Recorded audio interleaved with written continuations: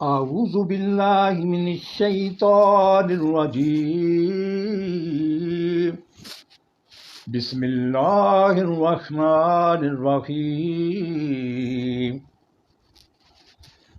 اقرأ بسم ربک الذی خلق۔ پڑھو اے نبی صلی اللہ علیہ وآلہ وسلم اپنے رب کے نام کے ساتھ جس نے پیدا کیا۔ خلق الانسان من علق، جمے ہوئے خون کے ایک لوتھڑے سے انسان کی تخلیق کی۔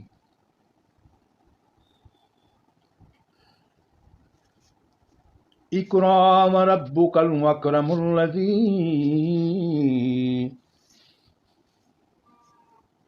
علم بالقلم۔ پڑھو اور تمہارا رب بڑا کریم ہے جس نے قلم کے ذریعہ سے علم سکھایا۔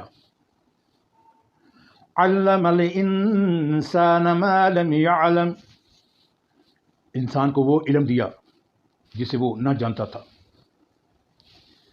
کلا ان الانسان لیطغی، ہرگز نہیں، انسان سرکشی کرتا ہے۔ ان رآہ استغنی، اس بنا پر کہ وہ اپنے آپ کو بے نیاز دیکھتا ہے۔ ان الی ربک الرجعی، پلٹنا یقیناً تیرے رب ہی کی طرف ہے۔ ارأیت الذی ینہی، تم نے دیکھا اس شخص کو، عبدا اذا صلی، جو ایک بندے کو منع کرتا ہے جبکہ وہ نماز پڑھتا ہو۔ ارأیت ان کان علی الہدی، تمہارا کیا خیال ہے اگر وہ بندہ راہ راست پر ہو۔ او امر بالتقوی، یا پرہیزگاری کی تلقین کرتا ہو۔